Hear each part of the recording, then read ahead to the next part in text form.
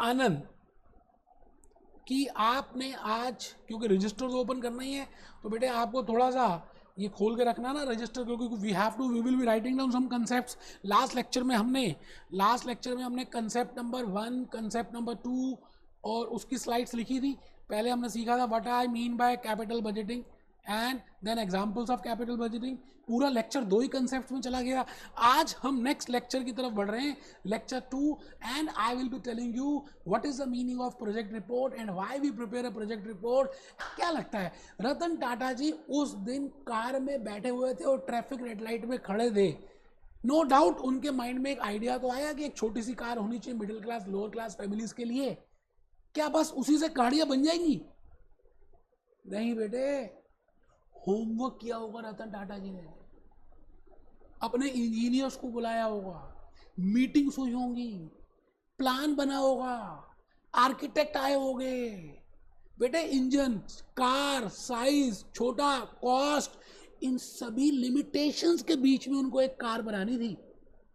It means the point is there are so many huge factors to be taken into account whenever you want to decide for any capital budgeting or investment decision. Huge time of money, huge sum of money, irreversible decision, and it can affect market price. आज देखिए रिलायंस जियो की market price बढ़ते जा रही है after Mukesh Ambani की, after Reliance Jio. It means before taking any decision it will affect your NPS. तो आपको उन सभी बातों का ध्यान रखना है। मेरी बात आप समझ रहे हैं? तो आज का ये जो लेक्चर है ना, थोड़ा सा और आगे लेके चल रहे हैं। आपको हॉक में, ग्लैम में, वायले में बिखर बिखर के दिया हुआ, बिखरा हुआ सब कुछ। मैंने क्या किया, उन सब को संजोया और आपकी झोली में डाल रहा हूं, एक नेटवर्किंग, एक कनेक्शन के साथ। उसके बाद जब हम स्टडी टेक्स्ट पढ़ेंगे ना, तो आपको लगेगा ये भी कर लिया, ये भी कर लिया, ये भी कर लिया, ये भी कर लिया, वायले की ऐसी की तैसी, ग्लैम की ऐसी की तैसी और हॉक की ऐसी की तैसी। बेटे ऐसे मजाक होगा आपके साथ आज का लेक्चर अगर आपने ध्यान से सुन लिया। तो मैं नहीं चाहता कि आप अभी प्रोजेक्ट रिपोर्ट लिखें, मैं तो ऐसे निकाल के दिखा दिया। मैं ये चाहता हूं कि आप सभी एक बात को समझ लें कि आप कभी भी कोई भी काम करते हैं तो आप उससे पहले बड़ी सारी बातें देखते हैं, सोचते हैं। इसी तरह से for any capital investment decision there is a capital budgeting process. We have different steps, we have different stages. पहले हम सिलेक्ट करेंगे, फिर इंफॉर्मेशन गैदर करेंगे, फिर इंस्पेक्ट करेंगे, फिर उसकी वायबिलिटी कैलकुलेट करेंगे, ऐसे ऐसे ऐसे ऐसे ऐसे ऐसे। It means there are so many steps involved in that. On the same pattern आज हम उन स्टेप्स की बात कर रहे हैं। तो मैंने ऊपर लिखा, आप लिखे, फर्स्ट पॉइंट तो लिख लीजिए, या चलिए मतलब अपने रजिस्टर में लिखना है, factors to be kept in mind in investment decisions before taking any investment decision. तो मैंने एक एग्जांपल लिखा, as a student you have joined CMA USA as a course, you know, and you have paid in dollars, in USD. So you must have considered some factors for that. So those are the point which we will be discussing today, that if you want to set up a new plant, if you want to go for expansion, if you want to go for diversification, if you want to go for corporate restructuring, merger, amalgamation, lease, replacement, you have to, all these are investment decisions and there are some criteria to be taken into account.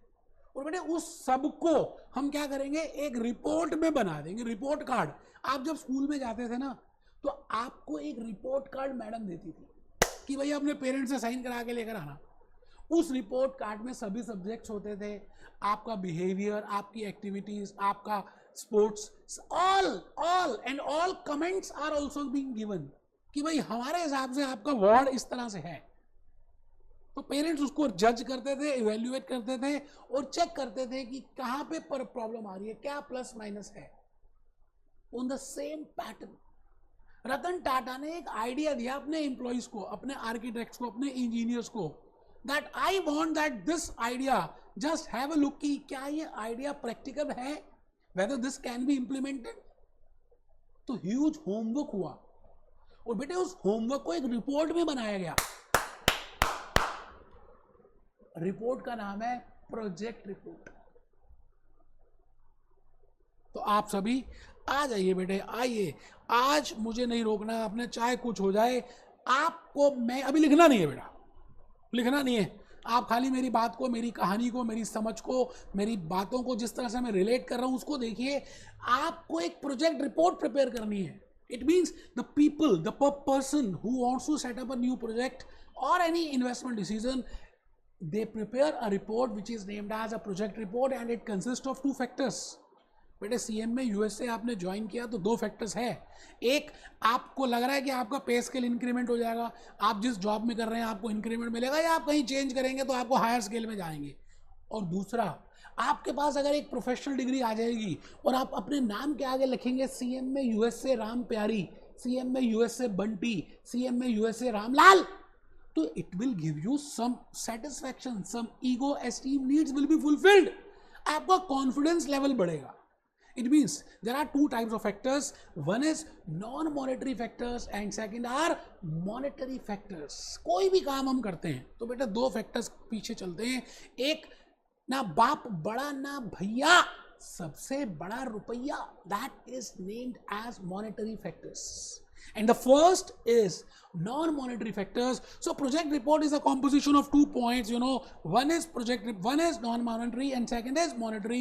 Within non-monetary लिखना नहीं है, सुनिएगा मेरी कहानी, मेरा drama, मेरी picture देखिए आप। फर्स्ट non-monetary factor में भी मैंने लिखा है लोकेशनल फैक्टर्स। आप मुझे एक चीज बताइए, रतन टाटा साहब ने सिंगूर में ही सबसे पहला अपना प्लांट क्यों बनाया नैनो का? वो बात अलग है कि सिंगूर के बाद उन्हें गुजरात जाना पड़ा।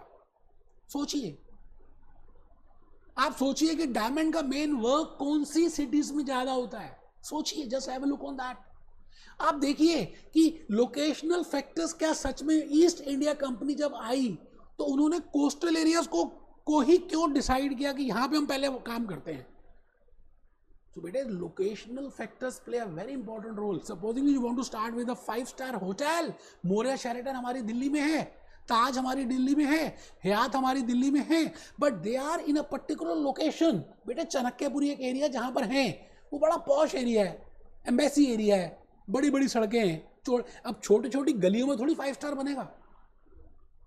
सीमेंट का वर्क अगर आपने देखा हो बेटे, आज गूगल करना आप, Lakshmi cement, Bangur cement, ACC cement, जितने भी सीमेंट इंडस्ट्रीज हैं, इनके जो फैक्ट्री प्लांट्स हैं बेटे, ये लाइमस्टोन जो कच्चा सामान है ना, जो इनका लाइमस्टोन पत्थर है ना जिससे सीमेंट बनता है, उड़ीसा में, छत्तीसगढ़ में, मध्य प्रदेश में, इट इज नियर अबाउट दो सिटीज, दो स्टेट्स, बिहार। तो आज आप गूगल चेक करना कि इनका फैक्ट्री प्लांट में, कॉर्पोरेट ऑफिस की बात नहीं कर रहा, their factory plant is near that area where limestone is available. It means whenever you want to start a project or want to do a new thing, you know, you have to find out what is your location. So locational factors play a very important role. Within non-monetary, I am writing down locational factors, क्योंकि locational पे क्या है, आपको देखना raw material की proximity कहाँ है, कितने दूर है आपका raw material, water, power supply, other infra facilities are available or not. Climatic conditions भी बड़ी इंपॉर्टेंट रोल प्ले करती हैं। सपोजिंगली आप अगर देखें आप आंध्रा में देखें, बेंगलोर में देखें, you know all software companies are in Andhra Pradesh. It means what is a climatic condition? Nerolac paints, Berger paints, बेटे पेंट ऐसी इंडस्ट्री है जिसको एक पर्टिकुलर क्लाइमेट चाहिए। आई थिंक आप बात समझ पा रहे हैं that whenever I want to start with an investment decision, it is better I will prepare a project report, and project report is consists of 2 parts. One is non-monetary, अभी लिखना नहीं है, second is monetary. Within non-monetary I have written locational factors, and within locational there are 3 parts, वो अभी हम लिखेंगे।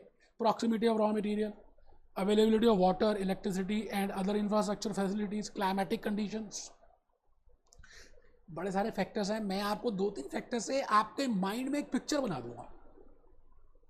बेटा याद कीजिए कि if you want to start with a new project, whether technological factors play a very important role, और आज के सिनेरियो में तो टेक्नोलॉजी इज वेरी इंपॉर्टेंट।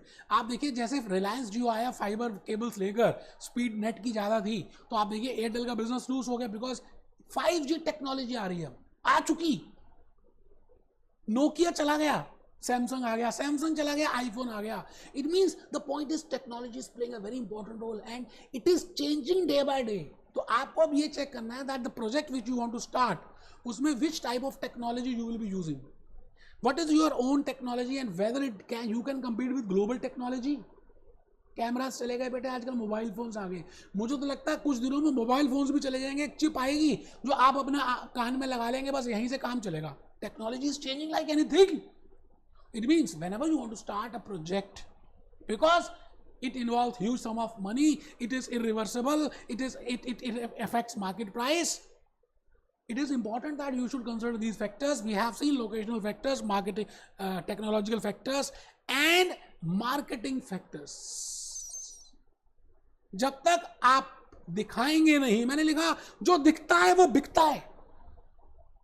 हम जब तक YouTube में नहीं आएंगे, आपको कैसे पता चलेगा quality? And how you can compare my lectures with X, with Y, with Z, and how you can find out कि भाई कौन से लेक्चर्स बेस्ट हैं, किसने ज़्यादा बेटर कंसेप्ट बताया, किसने रिविजनरी भी कराया, किसने क्वेश्चंस भी कराए, कौन अपनी ब्रांड वैल्यू का ले रहा है। It means all these factors play a very important role. Marketing factors, अब ऐसे तो बड़ी लंबी सी लिस्ट है बेटे। ब्रांड एम्बेसडर्स कौन होने चाहिए? सपोजिंगली अगर आप बैजूस को देखें तो उन्होंने शाहरुख खान को अपॉइंट किया है एज अ ब्रांड एम्बेसडर कि they should he is promoting Byju's app. Unacademy को देखें, अच्छा मैं ही कल आ जाता हूँ और CMA USA के लिए सपोजिंगली मैं आलिया भट्ट को बोलता हूँ कि प्लीज़ आप मैडम मेरा 2 मिनट का वीडियो बनाइए, आपके साथ मैं खड़ा हो जाता हूँ, और आप CMA USA के लिए बोलिए कि जिसको भी CMA USA करना है should purchase Bhupesh Anand YouTube और भूपेश आनंद मोबाइल ऐप और भूपेश आनंद वीडियो लेक्चर्स। क्या लगता है? इतने लोग हैं आलिया भट्ट को चाहने वाले। अब जो आलिया भट्ट बोलेगी कुछ ना कुछ तो लोग मेरे परचेज कर ही लेंगे due to Alia Bhatt. It is marketing factors. तो आइए हम आज के इस लेक्चर में मैं यही बात आपको बस पूरे लेक्चर में बताऊंगा that it is important that I have to prepare project report. और प्रोजेक्ट रिपोर्ट में हम 2 फैक्टर्स देखेंगे। मैंने जैसे लिखा नॉन मॉनेटरी और मॉनेटरी। अभी आपने कुछ भी नहीं लिखा, मुझे मालूम है, आप नाराज मत होइएगा, कुछ नहीं लिखा मुझे पता है, अभी सब बताऊंगा मैं। पहले आप छोटा सा आ जाइए। और सर कहाँ है? अभी बेटे मैंने आपके लिए एक वो बनाया था, 1 सेकंड में मैं आ गया। आप पहले इसी में से लिख दें बेटे, थोड़ा सा ज़्यादा वैसे लिखने का काम है नहीं। लिखें जी प्रोजेक्ट रिपोर्ट कंसेप्ट नंबर 3। आप ऑलरेडी 2 कंसेप्ट लास्ट लेक्चर में लिख चुके हैं, लेक्चर 1 और लेक्चर 2 में। आप लिख रहे हैं कंसेप्ट नंबर 3। नंबरिंग नहीं डालनी तो पॉइंट नंबर 3 लिख दीजिए, हेडिंग लिखिए प्रोजेक्ट रिपोर्ट, बस। मैं चुप हूं, आप लिखें capital budgeting decisions are very important decisions, so it is important to prepare a project report. It is important to prepare a project report of any project. Project report is a report made about a project which is composite of monetary and non-monetary factors. एक बच्चा ना सिर को खुजला रहा है, अरे भैया लिखना है इसको, अभी तक मैंने मना खुद ही किया था नहीं लिखना, अब लिखना है, लिखो। कोई ढीला नहीं बैठेगा। मैं आपको रिपीट कर रहा हूँ, ऐसा मत सोचिए कि आप CMA USA का कोर्स कर रहे हैं, अमेरिकन कोर्स कर रहे हैं, आप बहुत बड़े हो गए हैं। बेसिक रूल्स वही हैं, स्कूल के बच्चे बनिए, सब चीज़ें नोट कीजिए, प्रैक्टिस कीजिए, कैलकुलेटर के साथ आज करेंगे, छोटे बच्चे बन जाओ यार। लिखो project report is a report made about a project which is composite of monetary and non monetary factors in relation to a project. चलिए जी ऐसे ही बनाएंगे प्रोजेक्ट रिपोर्ट। प्रोजेक्ट रिपोर्ट बनाइए C पॉइंट में कंसेप्ट 3 के, और एक तरफ लिखिए नॉन मॉनेटरी और दूसरी तरफ लिखिए monetary factors.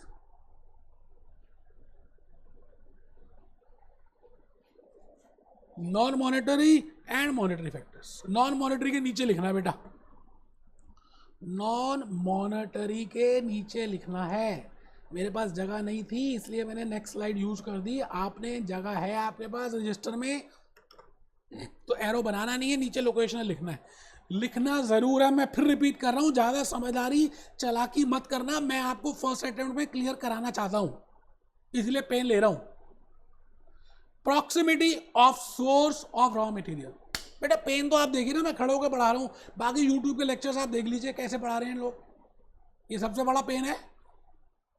Proximity of source of raw material मतलब nearness of source of raw material. यहां पर आप लिख दें सीमेंट इंडस्ट्री। अच्छा रहता है बेटा थोड़ा सा ना आपके माइंड में। देखिए ये नोट्स आपके लाइफ लॉन्ग यूज होने हैं, आप इसके बाद कोई भी और कोर्स करते हैं तो बार बार कोचिंग लेने की जरूरत नहीं पड़ेगी अगर आपके पास नोट्स हैं, इतना मैं दावा देता हूँ आपको।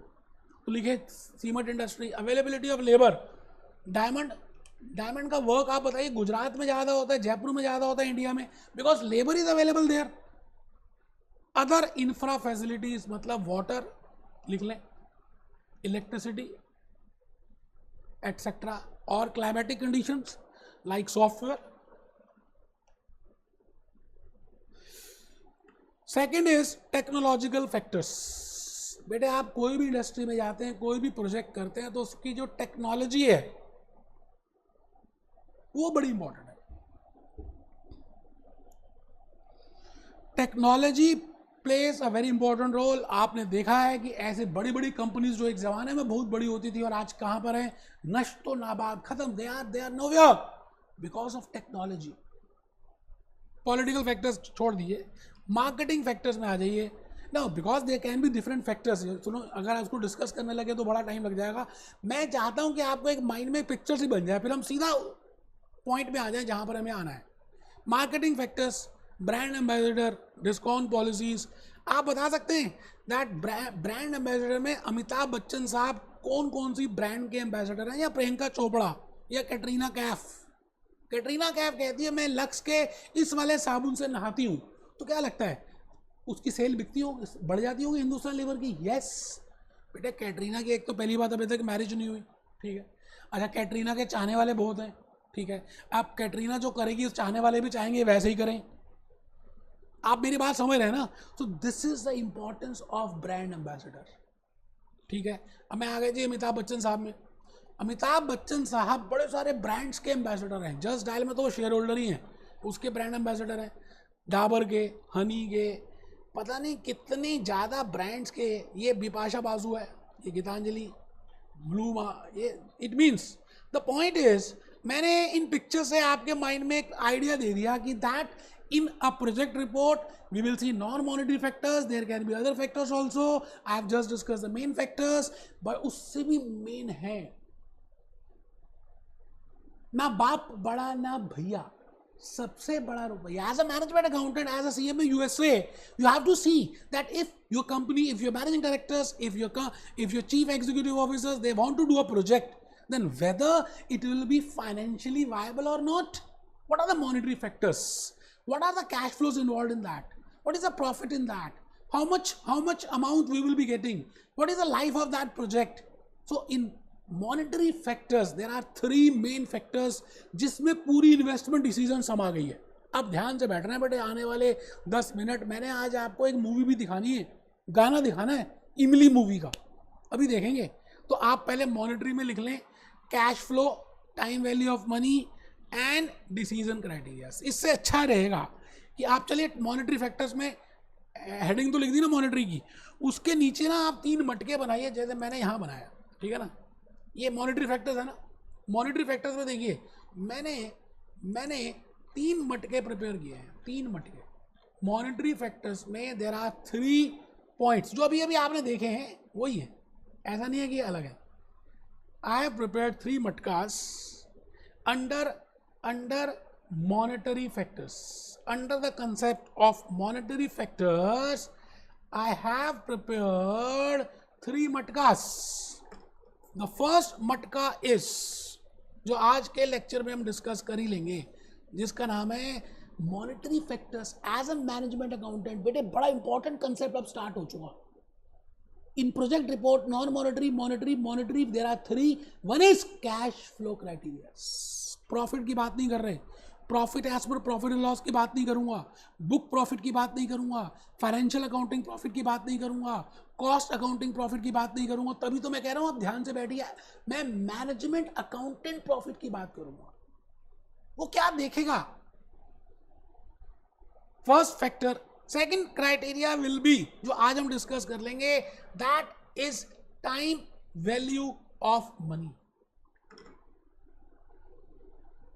और थर्ड फैक्टर बेटे जो हम नेक्स्ट लेक्चर नंबर 3 में डिस्कस करेंगे, that is capital investment analysis methods. तीनों, all these 3 are given in 3, Violet, Glam and Hawk. But आज का लेक्चर आपने कर लिया और नेक्स्ट लेक्चर कर लिया ना थर्ड, तो आप समझ लीजिए आधी हॉक, आधी ग्लैम, आधी वाइले तो ऐसे चुटकियों में हो जानी है आपकी। अभी नहीं पढ़नी, पहले पहले आप मेरे बात सुनेंगे, ठीक है जी। सो इन मॉनिटरी फैक्टर्स ऐसे ही बनाए, मटके बनाए, अच्छा लगेगा। प्रोजेक्ट रिपोर्ट बनाई थी, मॉनिटरी फैक्टर्स लिखी दिए थे, उस मॉनिटरी फैक्टर्स के नीचे 3 मटके बनाए। First is cash flow criterias, second is time value of money, third is capital investment analysis method, capital investment analysis methods, capital investment analysis methods, capital investment analysis methods करना है बेटा, सब ने करना है। मैं आज अपने लेक्चर में सबसे पहले मटके को बताने जा रहा हूं। अब आपने देखना है कि आप कितने सीरियस होकर बैठ रहे हैं। मैंने तो कहा जी बड़ा इंपॉर्टेंट है ये मटका। इसका नाम है, पहले मटके का नाम है कैश फ्लो क्राइटेरियाज। आप अपनी रियल लाइफ में भी यूज कर सकते हैं बेटे। एज अ मैनेजमेंट अकाउंटेंट आज से आपकी दुनिया बदल जाएगी, सोचने का ढंग ही बदल जाएगा। Because the point is when I say cash flow criterias, now you will think it from the another angle which I will be telling you. बेटे सब कुछ आपने अब कैश के पॉइंट से देखना है। आपने सीएमए यूएसए ज्वाइन किया, एक बच्चा हंसने लग गया, उसको नींद आ रही थी, जैसे ही मैंने सीएमए यूएसए बोला खड़ा हो गया, और सीएमए यूएसए की बात हो रही है। You have considered how much will be outflow and how much will be inflow. Even in my counseling videos, I have given you that how much will be the outflow and how much will be the inflow. Outflow कितनी होगी, inflow कितनी होगी, outflow कितनी होगी, inflow कितनी होगी। किसी भी चीज के लिए आप कोई भी कुछ करते हैं लाइफ में, आप देखते हैं रोकड़ा कितना जाएगा और रोकड़ा कितना आएगा। प्रॉफिट की बात नहीं करते बेटे। Profit is as per IFRS, profit is as per US GAAPs, profit is as per Income Tax Act, profit is as per Fed tax, profit is as per Indian income tax, profit is as per European tax। मैं आपसे कह रहा हूं profit एक अलग चीज है, cash flow अलग चीज है। निकलेगी कैश फ्लो प्रॉफिट से ही, लेकिन प्रॉफिट के अंदर छुपी हुई बैठी है, उसको डिगिंग करनी है। तो आज से my first will be cash flow criterias. When I say cash flow criterias, I mean outflow कितना है, जा कितना रहा है, आएगा कितना। So you have to write down now this, यहां से लिखना बेटे हैंड रिटन स्लाइड से, ठीक है। कैश फ्लो क्राइटेरिया लिखिए, आउटफ्लो, इनफ्लो। आउटफ्लो दुनिया की रीत है जी। You have to, for getting something you have to pay something, for getting something you have to lose something. सुना होगा सीएमए यूएसए के लिए पहले आपने एग्जामिनेशन फीस पे की। You have paid registration fees, you have paid for the video lectures, you have paid for the study text, and that too in the beginning, in the joining before, you know. It means outflow पहले हुआ at 0 period of time. 0 period समझ रहे? Beginning में, project start होने से पहले जो भी पैसे आपके जाएंगे, I will say that something is outflow. बीच में भी जा सकते हैं, मैं जनरली पहले आपको आइडिया दे रहा हूं। व्हेन आई से outflow, I mean the money which is going out from my pocket, and it is generally in the beginning and it is certain. देखो मैंने 3 बातें बोली, बड़ी इंपॉर्टेंट है, आपको दोबारा से मैं बताता हूं। पहली बात मैंने बोली सर्टेनिटी, सर्टेनिटी होगा, रजिस्ट्रेशन कराना पड़ेगा, एग्जामिनेशन फीस यूएसडी में देनी पड़ेगी, वीडियो लेक्चर्स अगर लेने हैं तो पैसे देने पड़ेंगे इंडियन रुपीज में, वो डॉलर्स में, एंड इट इज कंपल्सरी आपको करना पड़ेगा। तो इसका मतलब सर्टेन है, शुरू में करना पड़ेगा, 0 पीरियड में पेमेंट करनी पड़ेगी। इट मीन्स आउटफ्लो के कुछ फीचर्स होते हैं, जैसे वड़ा सांभर के कुछ फीचर्स होते हैं, छोले भटूरे खाते हैं तो कुछ फीचर्स होते हैं, समोसा खाते हैं तो कुछ फीचर्स होते हैं। तो आउटफ्लो के 2 फीचर्स अभी हम डिस्कस करेंगे। एक है देयर इज अभी ना लिखें, अभी वैसे हम मैंने लिखवाए आगे, certainty factor, certainty factor is involve. Certain का मतलब होगा। दूसरी बात, दूसरी इट occurs in beginning। आराम से बेटे, आराम से आराम से। मैंने लिखा जी certainty factor is involve. First is cash outflow and cash inflow. Within cash outflow certainty factor is involve and it occurs in the beginning. और भी हो सकते हैं, मैंने खाली दो मेन बताए। तो बेटे आउट का मतलब आप समझ रहे हैं जाना, इन का मतलब आना, कैश का जाना कैश का आना, कैश का जाना कैश का आना। अब मैं आ रहा हूं जी कैश इनफ्लो में। बेटे कैश इनफ्लो क्या होता है? पहली बात तो ये समझ लीजिए, आज तक the profit which you have calculated up to this date, that profit which you are calculating as per statement of comprehensive income, as per profit and loss statement, as per profit and loss account, that profit is not a cash profit. वो profit cash profit नहीं है, उसको तो touch ही मत करना। As a management accountant, I am not concerned with that profit because that profit is calculated as per IFRS, as per US GAAP, as per Ind AS, and within that profit and loss statement we have debited all types of expenses। गधे घोड़े सब हमने debit कर दिए। Expenses तो वैसे भी debit ही करते हैं, but my dear friends expenses can be of two types, cash expenses and non cash expenses. Those expenses जिससे मेरी जेब से पैसे जा रहे हैं, जैसे मैंने फैक्ट्री रेंट पे किया, cash is going out. Paid wages to laborers, cash is going out. Paid for raw material, cash is going out. It is expense, it has to be debited, we will debit it. But there are so many other expenses, बेटे ऐसे बड़े सारे और भी expenses हैं which are debited in profit and loss statement or statement of comprehensive income as per IFRS, as per US GAAPs, which are non cash in nature, जो देने पड़ते हैं, जो अलाउड हैं as per the income tax act of USA, as per the income tax act of India. जैसे depreciation, कभी नाम सुना है डेप्रिसिएशन का? बेटे जब मैं डेप्रिसिएशन का नाम लेता हूं ना तो छोटा सा बच्चा उठ के खड़ा हो जाता है, डेप्रिसिएशन डेप्रिसिएशन। और भी there are different expenses non cash, मैंने जान के ऐसी नाम ले लिया डेप्रिसिएशन। बेटे आप एक प्लांट को परचेज करते हो, एक मोबाइल फोन को आपने जो परचेज किया 40,000, 50,000, 1 लाख का, let it be anything, now the value of that mobile phone is decreasing day by day. उसकी वैल्यू धीरे धीरे कम होती जा रही है। आप वही मोबाइल फोन को आफ्टर सम पीरियड उसी शॉपकीपर को बेचने जाओ तो he will not buy at that same price, because due to influx of time, due to obsolescence, due to wear and tear, the value has been decreased. And that's something, you know, for a Maruti Suzuki, for a company, for a manufacturing company, whether it is a service industry, whether it is a contract industry, all are using plant and machineries, and the value of that plant and machinery is being decreased. So as per the Income Tax Act of US Fed or any act, you know, all over the world I am talking of, मैं पूरी दुनिया की बात कर रहा हूँ, income tax act में जो भी वहां पर एप्लीकेबल है, जो खर्चे आप डेप्रिसिएशन डेबिट करते हो, that is allowed.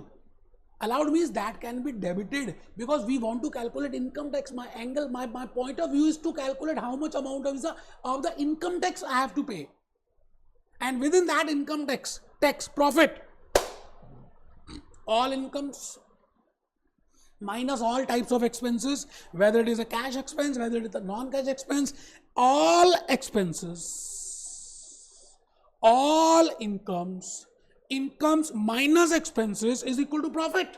Now this profit is not a profit which is for a management accountant, because this profit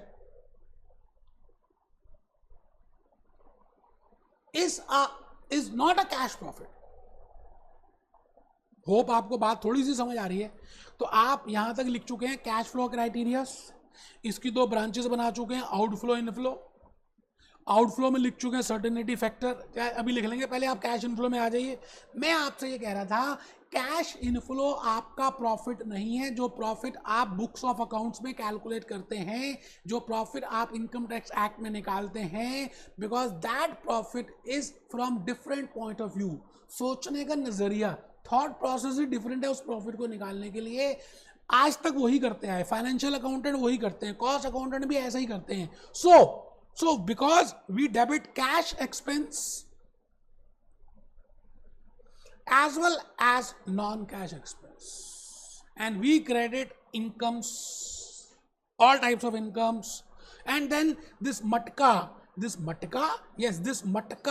is named as profit। इस मटके को हम कहते हैं कि ये प्रॉफिट है। बट भाइयों और बहनों, दोस्तों, ये जो प्रॉफिट है, ये मटका आज से आप अपनी लाइफ से बाहर निकाल देंगे, बिकॉज ये कैश प्रॉफिट नहीं है। मैनेजमेंट अकाउंटेंट सीएमए यूएसए के लिए ये प्रॉफिट नहीं है, कैश नहीं है। इसका एक्सरे करना पड़ेगा। इसमें अभी राक्षस बैठे हुए हैं, ये देवता नहीं है, तो उन राक्षसों को निकालना पड़ेगा, उसका इफेक्ट खत्म करना पड़ेगा, क्योंकि इसमें देवता भी डेबिट हो गए, राक्षस भी डेबिट हो गए। देवता मीन्स कैश एक्सपेंस, राक्षस means non cash expense.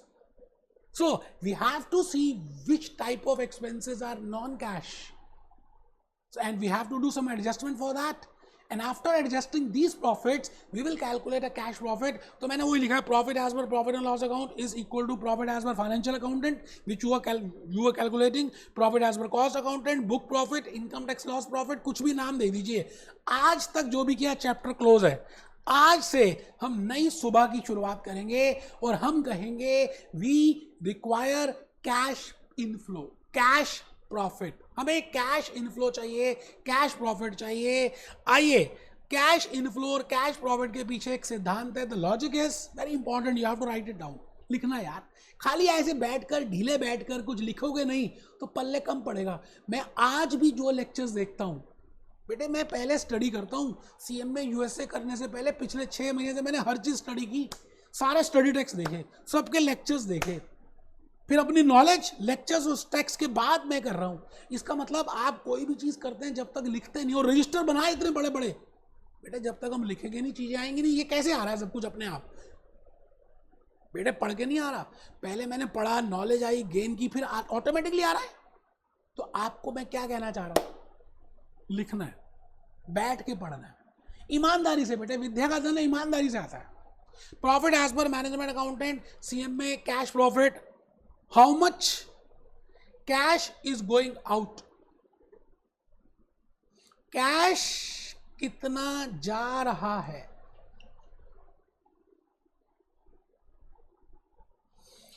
How much cash is coming in, रोकड़ा कितना गया। लिखना है बेटे, ऐसे लिख दो, रोकड़ा बनिए की लैंग्वेज है। रोकड़ा कितना आया, यूएसए में भी अगर बनिए तो बोलते हैं रोकड़ा, रोकड़ा कितना गया, रोकड़ा कितना आया। So as a management accountant we have to follow the same language for those बनियास। पंजाबी सब करते हैं बेटे, ऐसा नहीं है कि बनिए करते, सब करते हैं, ऐसे ही बोलते हैं। So as a management accountant, I am only concerned with cash profits, and there is a process to calculate cash profit. We will see what are the features of cash outflow. लिखिए जी, अभी बताया था ना, जगह आगे लिखेंगे। It occurs, ऐसा लिखिए खुला खुला, वैसे तो लिख भी चुके हैं फिर भी लिखना चाहें। It occurs in the beginning of project, और जनरली हम इसको बोलेंगे एट T0। T0 का मतलब है, T का मतलब है टाइम, 0 का मतलब है स्टार्टिंग में, और दूसरा इट इन्वॉल्व्स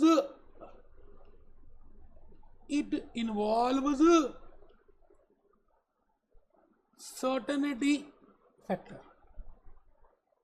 मतलब अनसर्टिनिटी नहीं है। आप सीएमए यूएसए के पेपर्स के लिए तैयारी करने से पहले registration fees, examination fees, recorded lecture की फीस, कैलकुलेटर की फीस सब देंगे, सर्टेनिटी है। फिर मन लगाकर पढ़ाई करेंगे, प्रैक्टिस करेंगे, पेपर देंगे, तो फ्यूचर में, भविष्य में रिजल्ट आएगा बेटा, रिजल्ट में भी 15 दे टेक 2 to 3 वीक्स। आपने पेपर आज दिया तो 3 हफ्ते तो लगी जाएंगे इंडिया में या कहीं पे भी। इट मीन्स आने वाला जो टाइम है, it means cash inflow, it means cash profit future में होगा। तो इसका फीचर बड़ा इंपॉर्टेंट है, लिखना है सबने। कैश इनफ्लोस लिखना बेटे, occur at future period of time. एक वर्तमान काल में होगा, एक भविष्य काल, फ्यूचर टेंस, फ्यूचर में होगा ना बेटे। पेपर का रिजल्ट फ्यूचर में है। जैसे नैनो का प्लांट लगाया, तो नैनो का प्लांट आज लगाया, सिंगूर में लगाया, गुजरात में लगाया, आज प्लांट, मशीनरी, बिल्डिंग सब कुछ आज किया, आउटफ्लो आज हुई, सर्टेनिटी है। अब नैनो बनेगी, बिकेगी और बिकी नहीं, आपको पता है इतना नैनो का प्रोजेक्ट सक्सेसफुल नहीं रहा, तो दैट इज अनसर्टेनिटी। तो यहां लिखेंगे कैश इनफ्लोस आर अनसर्टेन। आराम से, कोई जल्दी है ही नहीं, जब प्यार किया तो डरना क्या। लो जी, आजी आउटफ्लो और इनफ्लो के फीचर्स लिख दो जी। As a management accountant for investment decision I am, बेटा रात को भी को उठा देना और मुझे बोले क्या, मैं कहूंगा कैश फ्लो। कैश फ्लो के 2 हिस्से, एक आउटफ्लो एक इनफ्लो। आउटफ्लो शुरू में होगा, सर्टेनिटी है, और इनफ्लो फ्यूचर में होगा और अनसर्टेनिटी है। जनरली हम क्या करते हैं, इनफ्लो और आउटफ्लो को हम एक टाइम लाइन में ड्रॉ कर देते हैं। आपने बनानी है समय की रेखा, समय की रेखा, मैं समय हूं, मैं टाइम लाइन हूं। हमने एक लाइन खींची थी एक्स एक्सिस, और यहां पे आप खड़े हैं, hero Hiralal, CMA USA management accountant, T0 यहां पे आउटफ्लो है। और आउटफ्लो को जनरली हम ब्रैकेट्स में लिखेंगे कि भाई हमारी जेब से पैसे जा रहे हैं, आउटफ्लो। तो आपकी आउटफ्लो किस किस में होगी, जो भी होगी अभी देखेंगे कैसे कैलकुलेट करते हैं वो देखेंगे। यहां पे आउटफ्लो आ जाएगी, फिर मेहनत करोगे, पेपर दोगे, तो आपकी इनफ्लोज होंगी। और इनफ्लोज कहाँ होंगी, फर्स्ट ईयर में होंगी T1 में, सेकेंड ईयर में होंगी T2 में, थर्ड ईयर में होंगे T3 में, फोर्थ ईयर में होंगे T4 में। एज्यूम कर रहा हूँ 4 साल है, वैसे आप CMA USA करेंगे तो लाइफ लॉन्ग ही है। Just for explaining purpose, I want to tell you that outflow is 0 period, outflow is certain, inflow is future period, and inflow is uncertain. ठीक है जी, बोलो बोलो जी। अब सवाल आता है कि कैश इनफ्लो निकाला कैसे जाएगा, cash profit, how we can calculate. Now there are different formulas for that, but दोस्तों I will be teaching you concepts. मैं आज एक concept ऐसा बता दूंगा कि उसके बाद आप वाइले, ग्लैम, हॉक के जहां के मर्जी क्वेश्चन कर लेना। मैंने अभी तक एक बात तो ये बता दी, the profit which you calculate as per profit and loss account, आपने उस प्रॉफिट को एक डस्टबिन के डब्बे में डाल देना है। ये डाल दिया, किसको डाल दिया, प्रॉफिट आफ्टर टैक्स को, जो प्रॉफिट आपने अभी तक कैलकुलेट किया as per profit and loss account.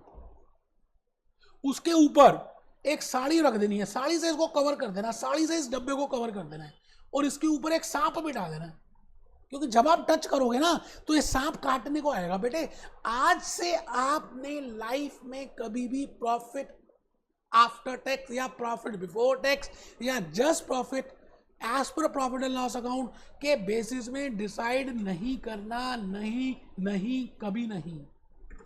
Because ये जो प्रॉफिट है, this profit does not represent cash and we want cash inflow, so we will do some adjustment. हम क्या करेंगे, इस प्रॉफिट में कुछ एडजस्टमेंट करेंगे, कुछ प्लस करेंगे, कुछ माइनस करेंगे, एक्सरे करेंगे, एक्सरे करेंगे, and then we can calculate cash profit.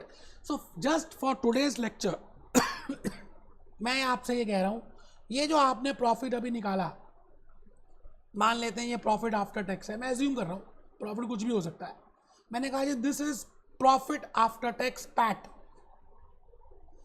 मैंने आपको अभी अभी कहा कि इसको आप कंसिडर नहीं करेंगे, ये तो डस्टबिन में डालने के लायक है। अच्छा, ये प्रॉफिट आफ्टर टैक्स आया कैसे होगा, सोचने की बात है भाई साहब। प्रॉफिट आफ्टर टैक्स में से इनकम, कैश एक्सपेंसेस और नॉन कैश एक्सपेंसेस, मैं कहता हूँ जी नॉन कैश में एक राजा है जिसका नाम है डेप्रिसिएशन। मैं जान के नॉन कैश एक्सपेंसेस की जगह लिख रहा हूँ डेप्रिसिएशन। इसका मतलब एक ये खर्चा हुआ होगा, एक ये खर्चा हुआ होगा, और ये इनकम्स हैं। इनकम्स में से कैश एक्सपेंस लेस किए और डेप्रिसिएशन लेस किए। ये जो बच गया इसका नाम है प्रॉफिट आफ्टर टैक्स। मैं अज्यूम कर रहा हूं टैक्स भी लेस हो गया, प्रॉफिट आफ्टर टैक्स। इसका मतलब ये जो एक्सपेंस है ना डेप्रिसिएशन का, ये डेबिट क्यों किया आपने? एक बच्चा सोच रहा है डेबिट ही नहीं करते जब नॉन कैश है तो। बेटे, we prepare profit and loss account as per standards, as per regulations, as per income tax, as per company regulations, as per IFRS, and all those are allowing to debit. You can debit this expense. अगर हम debit नहीं करेंगे तो we will be paying more tax. देख लीजिए इसमें क्या है। मैं आपसे ये बात कहता हूं कि आपके सामने एक प्रॉफिट एंड लॉस ये है, एक प्रॉफिट एंड लॉस ये है। ये $1 लाख की इनकम है, यहाँ पर भी $1 लाख की इनकम है। यहाँ पर कैश एक्सपेंस है, अज्यूम कर रहा हूँ $60,000, और डेप्रिसिएशन है $10,000। यहाँ पर कैश एक्सपेंस है, सेम कंपनी है, $60,000। एंड जैसा आपके मन में आया कि डेप्रिसिएशन डेबिट नहीं करते, जब this is not a cash item, so why we are debiting it, why we are subtracting it? My dear friends, if you do not debit it, and suppose USA tax rate is 20%, my dear friends, it is a allowed expense, so I should calculate my profit before tax as 30,000, tax as 6,000, and after tax as 24,000। अगर आप debit नहीं करेंगे तो आपको USA में 1 lakh minus 60,000 is equal to 40,000 के ऊपर tax देना पड़ेगा, 8,000 रुपये, और फिर आएगा प्रॉफिट 32,000 रुपये। आप मुझे एक चीज़ बताइए कि यहाँ पर टैक्स आप दे रहे हैं $6,000 का, and in second scenario in which you are not debiting depreciation, you are paying a tax of $8,000. So which type of समझदार मैनेजमेंट अकाउंटेंट you are? अगर एक चीज आपको अलाउड हो रही है तो हमें डेबिट करनी चाहिए। And more over we prepare profit and loss account from different angle because we have to give to share holders, we have to present those financial statements, it should give a true and fair view. But for a management accountant, when he's taking investment decision, my thought process is somewhat different. I'm only concerned with cash. So the point is, if I take this 24,000 as my profit after tax and I debit depreciation, मैं इसमें $10,000 की depreciation अगर add कर दूं, सोचना जरा, ध्यान से देखना, तो बेटा ये 34,000 आ गया।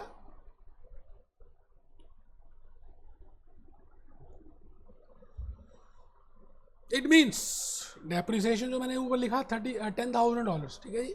It means this $34,000 is cash profit, not $24,000। This is not cash profit. बेटे ये कैश प्रॉफिट है ही नहीं, क्योंकि ये जो प्रॉफिट है ये कैश एक्सपेंसेस और नॉन कैश एक्सपेंसेस दोनों को लेस करने के बाद, मतलब कैश एक्सपेंसेस और डेप्रिसिएशन दोनों को लेस करने के बाद आया है। और आपको खाली प्रॉफिट वो वाला चाहिए जिसमें खाली कैश एक्सपेंसेस डेबिट हो जाएं। And we prepare profit and loss statement in which both expenses are debited as per IFRS, as per USA, as per regulatory loss. So as a management accountant, I have to do some adjustment for that. मैं उसका कुछ adjustment करूंगा। मैं क्या करूंगा, 24,000 को लूंगा, उसमें वो सारे नॉन कैश एक्सपेंस जो मैंने डेबिट कर दिए थे एड बैक कर दूंगा। मैंने अभी जान के अज्यूम किया है खाली नॉन कैश में डेप्रिसिएशन है, और भी लिस्ट होगी, बताएंगे, ठीक है जी। तो आइए मैं इसी बात को, अपनी बात को पूरा करने के लिए आपके सामने एक बात ये कह रहा हूँ कि आप अभी यहां तक पहुंचे थे, आप ये लिख लीजिए कैश प्रॉफिट कैसे कैलकुलेट करेंगे, how to calculate cash profit, how to calculate cash profit. बेटा ये प्रोसेस है, how to calculate cash inflow भी लिख सकते हैं, कैश इनफ्लो। तो पेपर में आपको प्रॉफिट आफ्टर टैक्स दिया जाएगा और we can calculate it also. Assume करते हैं अभी के लिए दिया होगा, इसमें क्या करेंगे, प्लस प्लस प्लस, एक मटका लिखा मैंने प्रॉफिट आफ्टर टैक्स का, जैसे अभी था अभी कितना था, 24,000 था ना, अभी जो मैंने आपको एक्सप्लेन किया 24,000।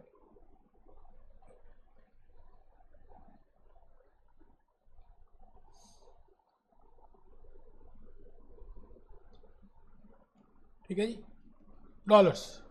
फिर डेप्रिसिएशन थी $10,000, अभी अभी किया। तो प्रॉफिट आफ्टर टैक्स में हम डेप्रिसिएशन ऐड कर देंगे and balancing figure will be $34,000। ये क्या है, इसका क्या नाम है, इनफ्लो कह दीजिए, कैश प्रॉफिट कह दीजिए, but this is profit as per CMA USA management accountant. लिख लीजिए बेटे, बड़ा इंपॉर्टेंट है, बड़ा इंपॉर्टेंट कंसेप्ट है। देखिए मेरा गला बैठने को आ गया, समझा के मैं अलग अलग एंगल से बता रहा हूँ और आपका माइंड के थॉट प्रोसेस को वहां पे लेके जा रहा हूँ। अभी और भी बड़े सारे मेथड हो सकते हैं, आज के लेक्चर के लिए ये इतना लिख लीजिए, हेडिंग लिखिए how to calculate cash profit, profit after tax plus non cash expense that is depreciation, depreciation ही लिखिए आज तो, कैश इनफ्लो। क्या इसमें क्या किया हमने, ये क्या फॉर्मूला यूज किया आप बता सकते हैं, फॉर्मूला हुआ profit after tax plus depreciation. अगर आपको फॉर्मूला लिखना है is equal to cash inflow.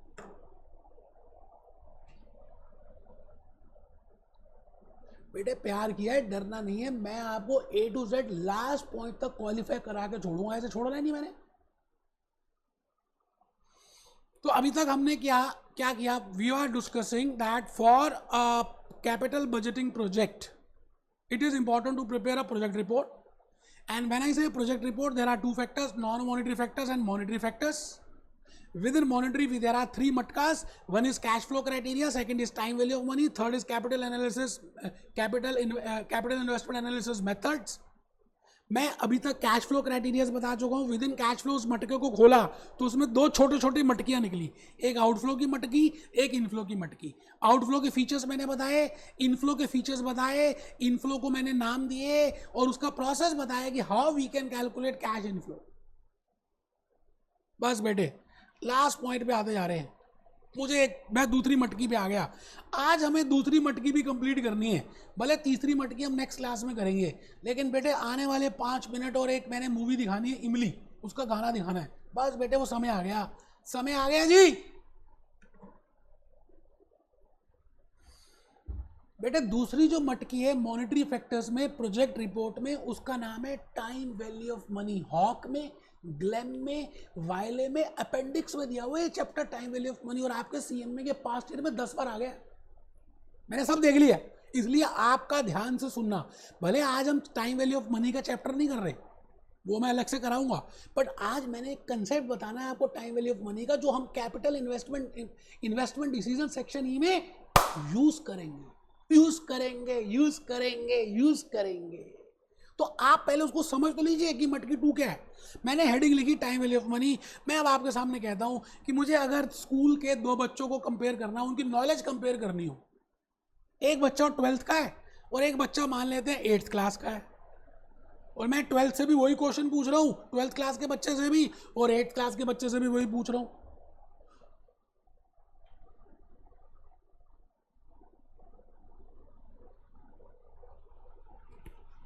सोचिए आप, पूछ सकता हूँ।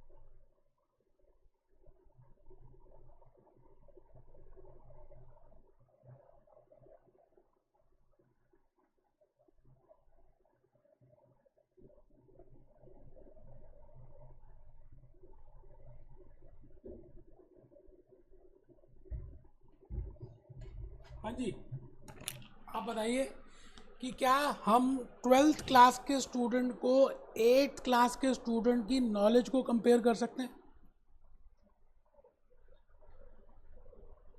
बेटा कर ही नहीं सकते। अब मैं आपसे पूछूं कि मैंने ये एग्जाम्पल क्यों दिया 12th क्लास की नॉलेज और 8th क्लास की नॉलेज का, क्या पूछना चाह रहा हूँ बेटे, मैं आपसे ये कहना चाह रहा हूँ कि आप ये बताइए मेरे को, क्या है, अभी हमने एक टाइमलाइन बनाई थी, यहाँ पर T0 लिखा था और यहाँ मैंने T1 लिखा था, फिर T2 लिखा था, फिर T3 लिखा था, फिर T4 लिखा था, फिर T5 लिखा था। इधर कैश इनफ्लो लिखी थी और इधर कैश आउटफ्लो लिखा था। मुझे एक चीज बताइए दोस्त, मुझे दो बच्चों की हाइट कंपेयर करनी है, चलो नॉलेज तो छोड़ दो। एक स्टूडेंट फर्स्ट फ्लोर में खड़ा है और एक स्टूडेंट ग्राउंड फ्लोर में खड़ा है, क्या मैं फर्स्ट फ्लोर वाले की ग्राउंड फ्लोर वाले के बच्चे से हाइट कंपेयर कर सकता हूं? क्या मैं सेकंड फ्लोर वाले बच्चे की फर्स्ट फ्लोर वाले से कंपेयर कर सकता हूं या ग्राउंड फ्लोर वाले से कंपेयर कर सकता हूं? बेटे आपका आंसर आएगा नहीं, नहीं, नहीं, because all cash inflows, all cash inflows are in future period of time. बेटा ये फ्यूचर पीरियड में है, सारी की सारी कैश इनफ्लोज फ्यूचर पीरियड में है और ऑल आउटफ्लोज मैंने अभी बताया 99% केसेस में, वैसे तो बीच में भी होती हैं, are in the zero period.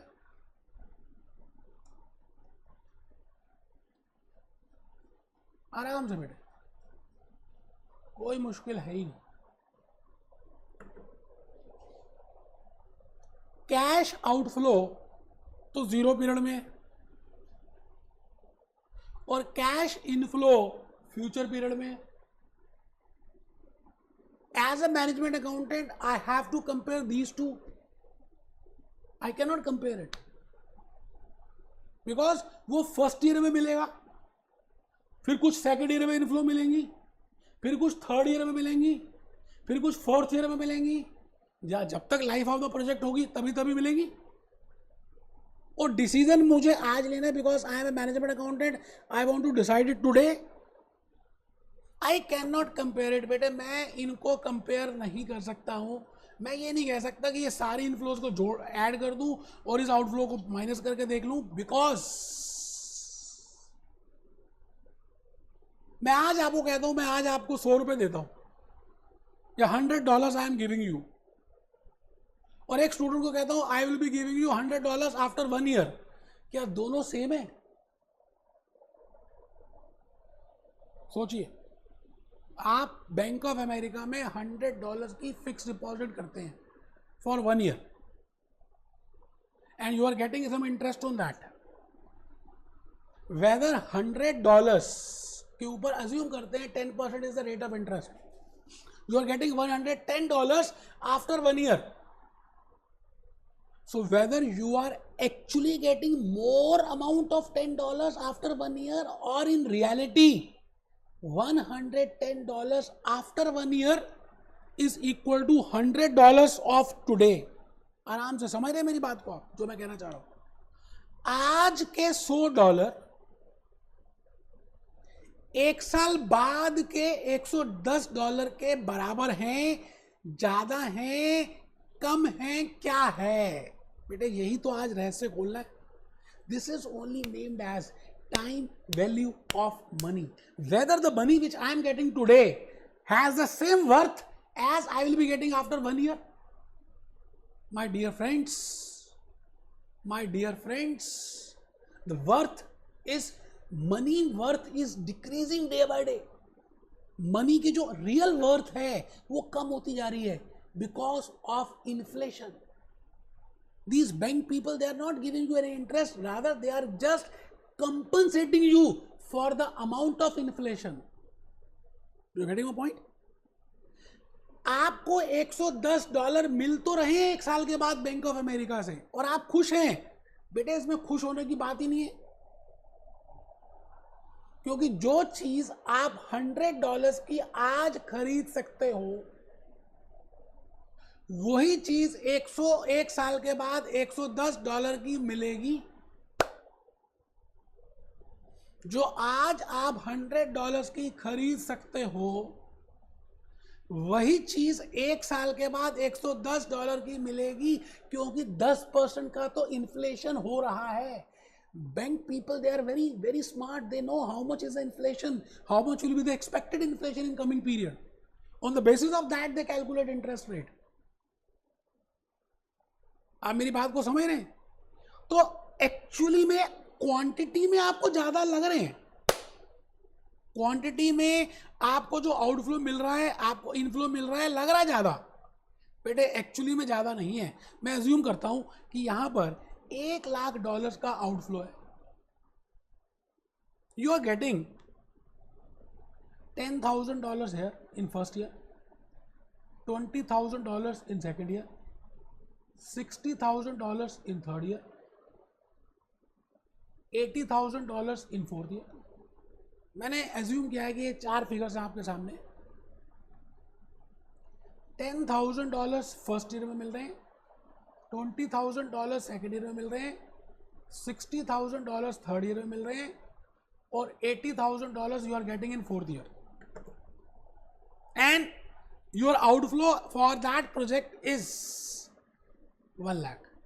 आप मुझे बताइए, as a management accountant, as a CMA USA, क्या ये प्रोजेक्ट हमें करना चाहिए या नहीं करना चाहिए? एक बच्चे ने जल्दी में क्या किया, उसने इनफ्लोज देख ली कितनी है, कैश प्रॉफिट कितने हैं, उसने कहा ठीक है जी 10,000 प्लस 20,000 प्लस 60,000 प्लस 80,000, ये आ रहा है $1,70,000,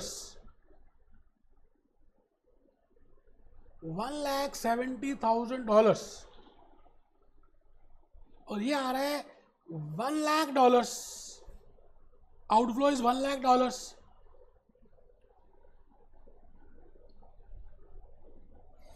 $1,70,000 आ रहे हैं, लेकिन आज नहीं आ रहे।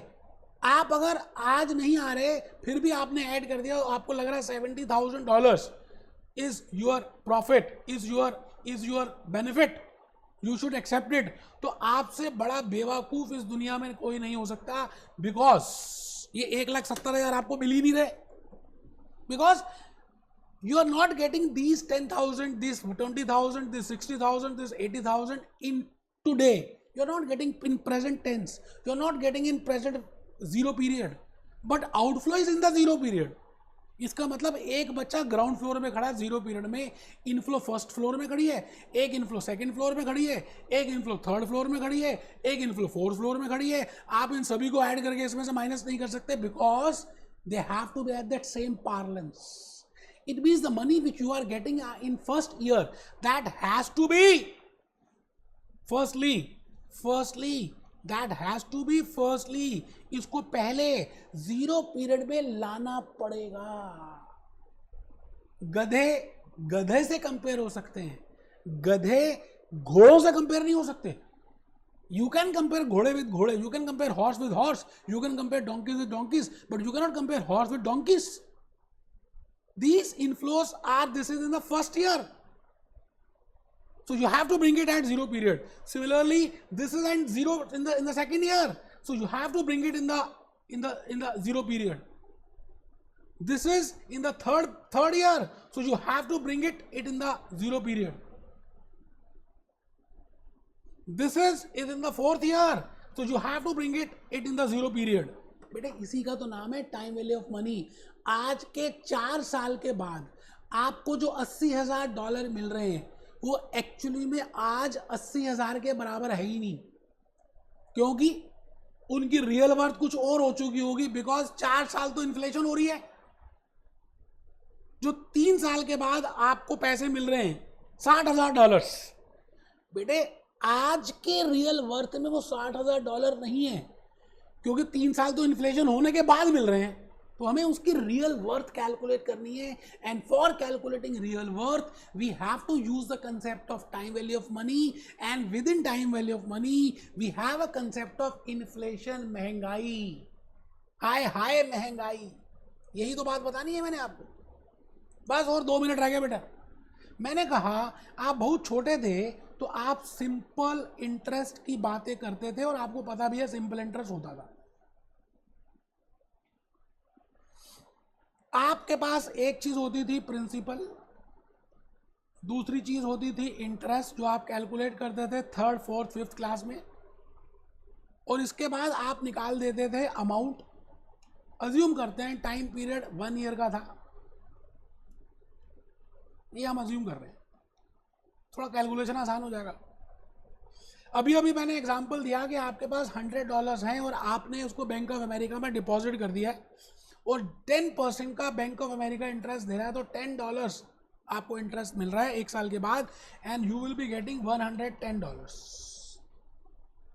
अभी फिर मैंने ये कहा कि इस इंटरेस्ट की जगह मैं क्या करता हूं, मैं इंटरेस्ट की जगह यहां पर लिख रहा हूं इन्फ्लेशन। आप मेरी बात समझ रहे हैं? Because interest is calculated on the basis of expected inflation. अभी हम उस गहराई में नहीं जा रहे कि इंटरेस्ट की कैलकुलेशन कैसे होती है। Major component is inflation. मैं अज्यूम कर रहा हूं कि उसमें इन्फ्लेशन एक मेजर कंपोनेंट है जिससे हम इंटरेस्ट की कैलकुलेशन करते हैं। अज्यूम क्या करना होता ही ऐसे। अब मैं आपसे कहता हूं कि अगर आज आप $100 की कोई चीज खरीदते हैं तो आफ्टर 1 ईयर $110 की खरीदेंगे। बेटे दोनों की वैल्यू सेम है, क्योंकि 10% की तो इन्फ्लेशन ही हो चुकी होगी, 10% की इन्फ्लेशन हो चुकी होगी, महंगाई, या ऐसा समझ लीजिए जैसे मैंने अभी अभी आपको एक बात बताई कि आउटफ्लो $1,00,000 की है और एक आपको $10,000 मिल रहे हैं,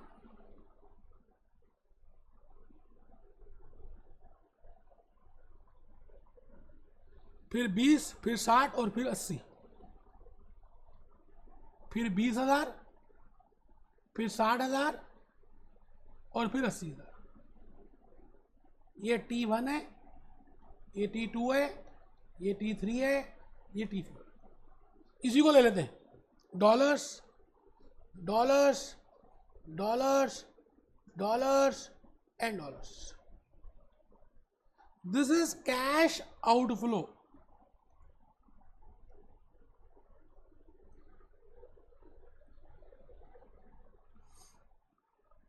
This is cash inflow first year. This is cash inflow second year. This is cash inflow third year. This is cash inflow fourth year. 4 सालों में आपके सामने ये इनफ्लोज आ गई, first year, second year, third year, fourth year.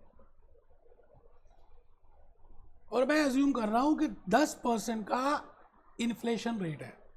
तो बेटे एक तो मैं ये कहना चाहता हूं कि इस 10,000 को आपको पहले 0 पीरियड के लिए निकालना पड़ेगा, और उसके लिए सिंपल इंटरेस्ट का फॉर्मूला है कि अगर $110 की वैल्यू $100 है आज के $100 एक साल is equal to $110 after 1 year।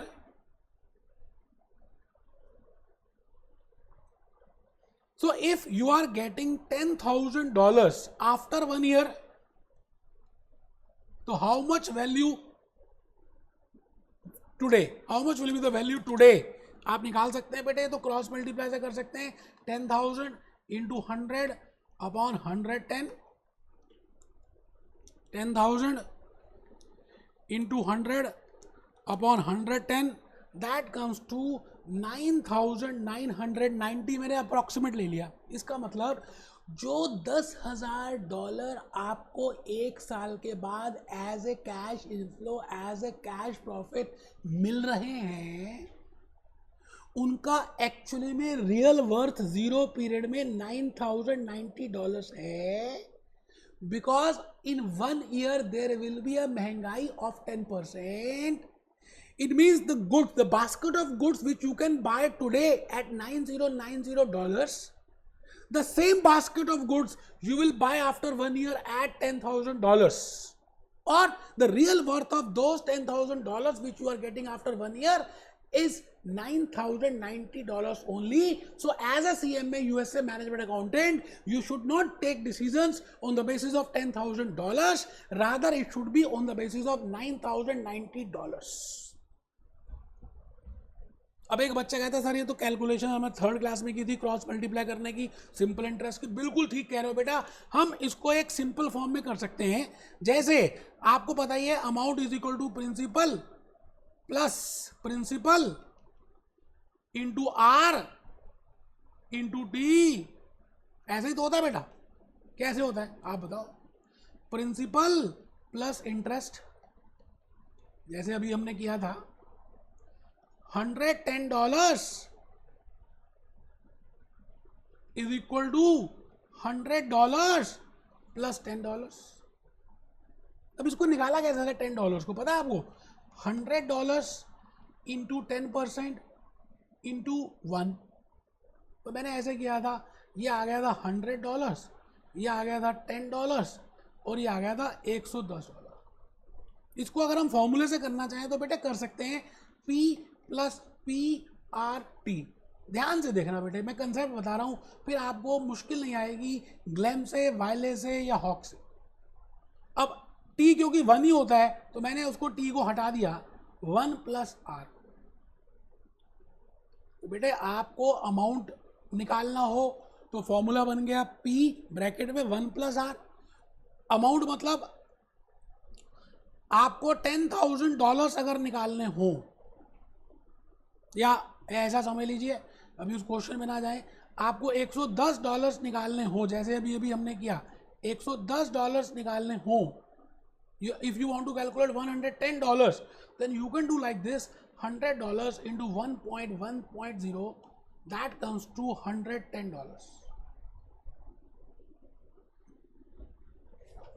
Similarly, if I want to do like this, I want to calculate, if I want to calculate $100, मुझे अमाउंट पता है, आपको पता है, आपको अमाउंट पता निकालना हो तो प्रिंसिपल और इंटरेस्ट आर पता होना चाहिए। If you are aware of the amount and you want to calculate principal, तो फिर कैसे करेंगे? मेरे को ये पता ही नहीं है प्रिंसिपल कितना है, तो मैंने क्या किया, यहाँ पर प्रिंसिपल रख दिया 1 + 0.10, तो principal is equal to 110 upon 1.10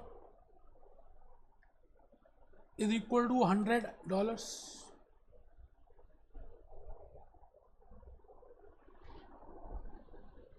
तो इससे एक फॉर्मूला बन रहा है बेटे, P is equal to A upon 1 plus R। ये फॉर्मूला आपने देखा भी है बचपन में, यही फॉर्मूला हमने आने वाली इन्वेस्टमेंट डिसीजंस में यूज करना है। कैसे? देखिए जी, अगर मैं आपके सामने कर दूं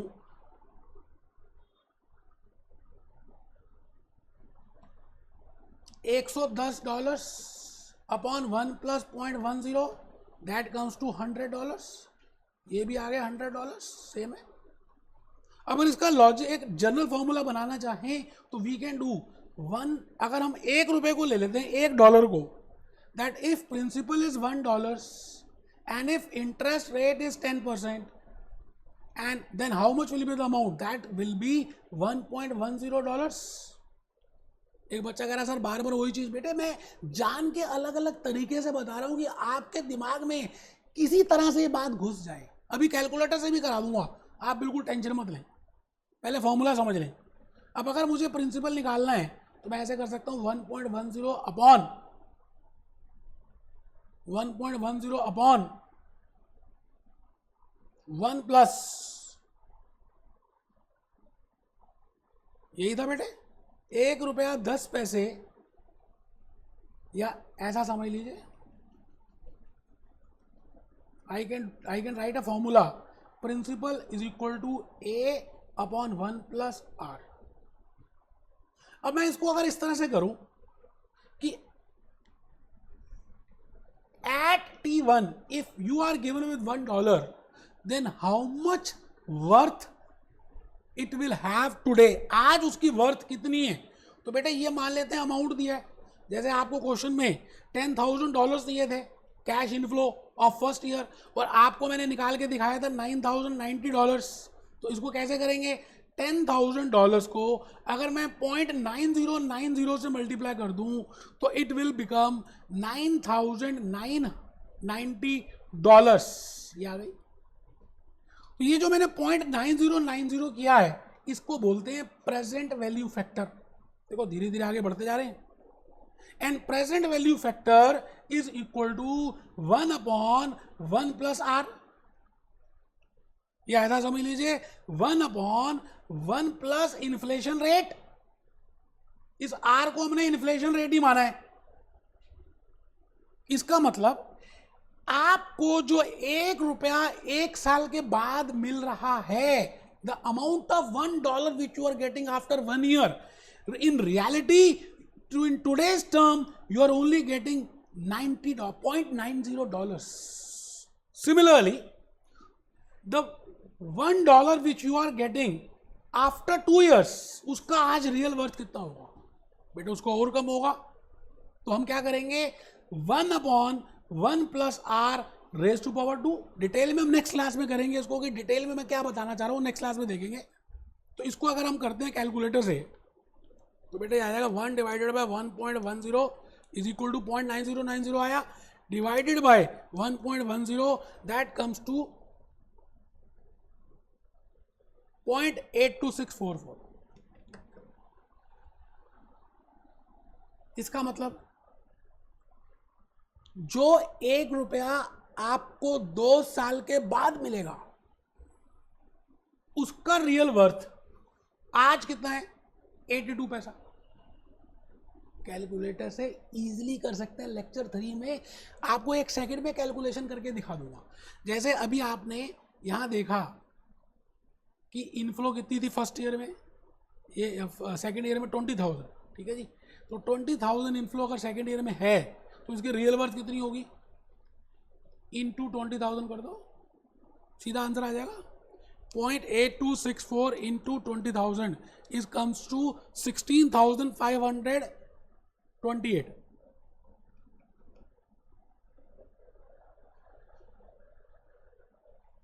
इसका मतलब जो 20,000 रुपए आपको 2 साल के बाद $20,000 you are getting after 2 years, in reality in today's term that is not $20,000, that is equal to $16,528 only.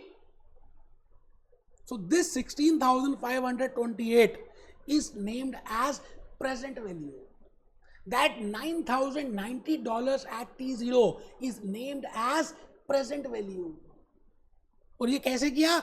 I have multiplied. मैंने एक सिंपल सी बात सीखी, फ्यूचर वैल्यू को, जो भी फ्यूचर वैल्यू है, फ्यूचर वैल्यू या फ्यूचर कैश इनफ्लोज, अगर मान लेते हैं फर्स्ट ईयर की है तो इसको मैं प्रेजेंट वैल्यू फैक्टर 1 ईयर से मल्टीप्लाई कर दूंगा। सपोज करते हैं मैंने अभी सेकंड केस में किया future cash inflow of second year, so I will multiply with second year. Similarly future cash inflow of third year, I will multiply with present value of third year. Similarly, future cash inflow of fourth year, मैं fourth year की cash inflow को fourth year के cash inflow के factor से multiply कर दूंगा। मेरी आप बात समझ रहे हैं? ये मैंने ऑलरेडी किया हुआ है, अभी मैं कैलकुलेटर से करके दिखा रहा हूं आपके लिए। मैंने ऑलरेडी यहां पर वो बना दिया था, ये देखिए।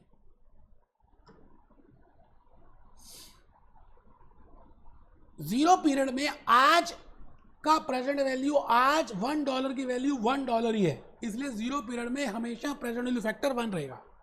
अज्यूम कर रहे हैं कि इन्फ्लेशन रेट है 10%। यहां पर चेक करिए, मैंने लिखा 1/1.10, दैट कम्स टू 0.9090। चेक करिए आ रहा है आपका।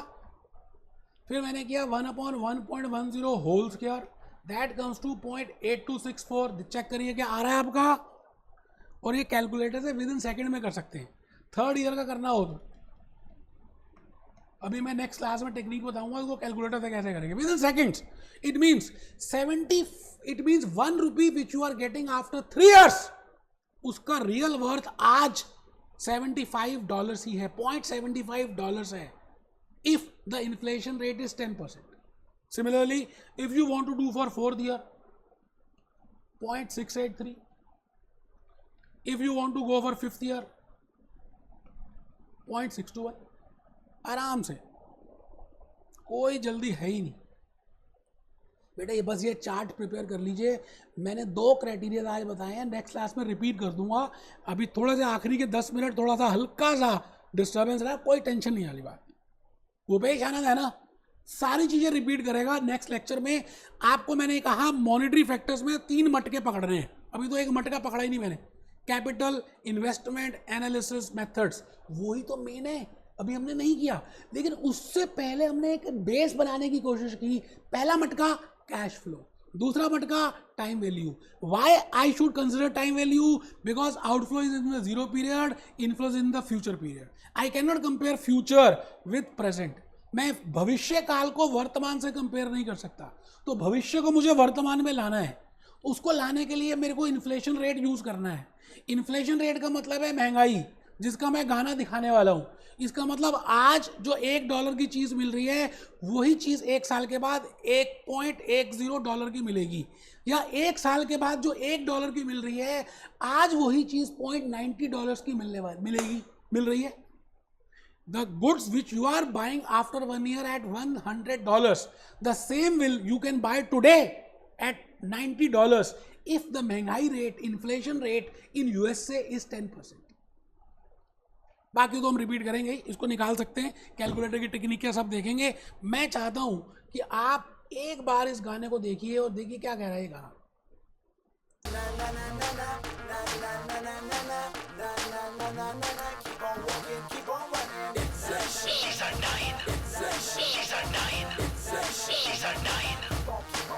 सखी सैया तो खूब ही कमाल, महंगाई डायन खाए जात है। सखी सैया तो खूब ही कमाल, महंगाई डायन खाए जात है। सखी देखिए गाने को मैं डिस्कस करूंगा नेक्स्ट क्लास में कि कैसे मैंने महंगाई को रिलेट किया इन्फ्लेशन के साथ, इन्फ्लेशन को रिलेट किया, मैं ब्राज़ील का एग्जांपल दूंगा, उसके बाद मैं अमेरिका का एग्जांपल दूंगा। वो नेक्स्ट क्लास लेक्चर नंबर 3 में करेंगे। और उसके बाद फॉर्म इस कैलकुलेटर से कैसे आप प्रेजेंट वैल्यू फैक्टर्स निकाल सकते हैं, एक बार मैं दोबारा से रिवाइज करके फिर आपको बताऊंगा। उम्मीद है आपको समझ आया होगा। Be happy, B jolly, B cheerful.